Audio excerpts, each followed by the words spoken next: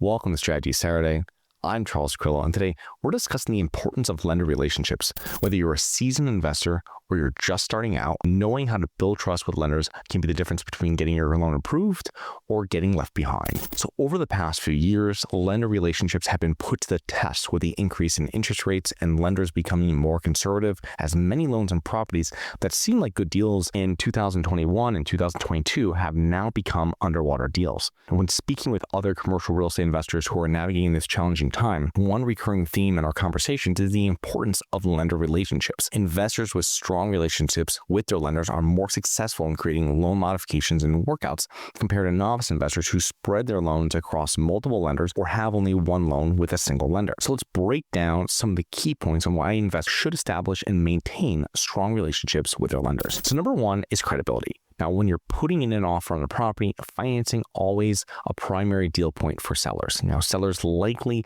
are going to feel more comfortable working with a buyer who has a history of working with a lender for several years across multiple properties, rather than a buyer who has never closed a loan with a proposed lender. It will help you secure more letters of intent, LOIs, and increase the number of offers accepted, even if you're not the highest bidder. Number two is more favorable loan terms. Now, lenders, especially smaller local lenders, are more likely to customize their loan offerings to clients with whom they have a relationship. I knew someone who secured a 5% down payment loan from a bank for an apartment building based solely on their relationship. I myself received a 25-year term loan on a commercial property due to my relationship, whereas a 10-year term is typically the maximum, and they split the appraisal fee with me. Number three is increased chances of approval.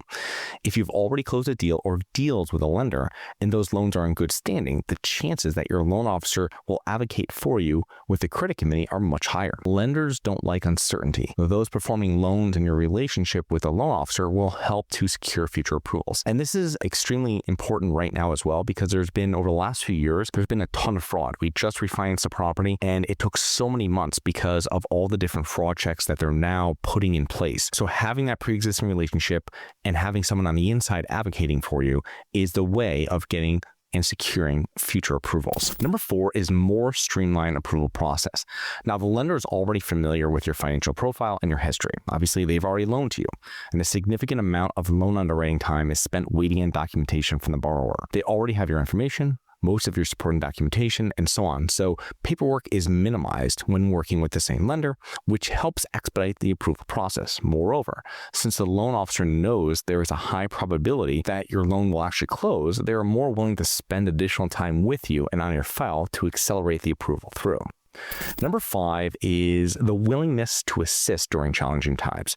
Now, this circles back to what I discussed earlier about how your relationship with the lender will help you navigate difficult times. They can achieve this by extending your loan, restructuring your loan, deferring payments, offering interest-only payments, or implementing other alternative financing arrangements. And this can make the difference between losing a property, losing the cash invested, and harming your credit to completing the property, selling it, paying off your mortgage, and recouping some or all of your investment. In other words, the lender relationship could make or break a problematic deal. Now, to establish long-term lender relationships, begin by contacting local banks and credit unions in your target market.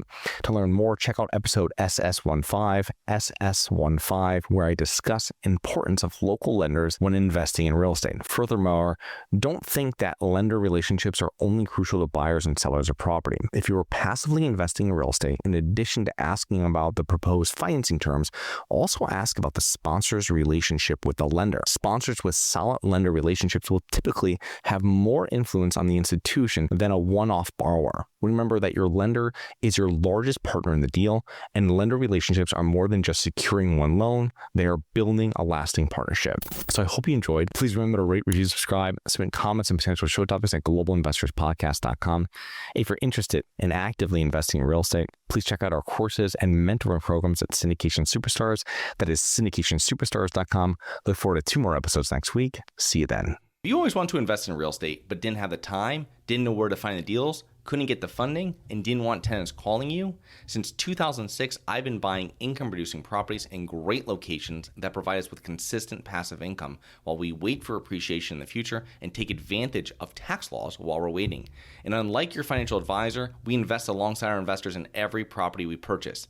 Check out investwithharborside.com. If you like the idea of investing in real estate, if you like the idea of passive income, Partner with us at investwithharborside.com. That's investwithharborside.com. This episode should be considered specific, personal, or professional advice. Any investment opportunities mentioned on this podcast are limited to accredited investors. Any investments will only be made with proper disclosure, subscription documentation, and are subject to all applicable laws. Please consult an appropriate tax, legal, real estate, financial, or business professional for individualized advice. Opinions of guests are their own. Information is not guaranteed. All investment strategies have the potential for profit or loss. The host is operating on behalf of Syndication Superstars LLC exclusively.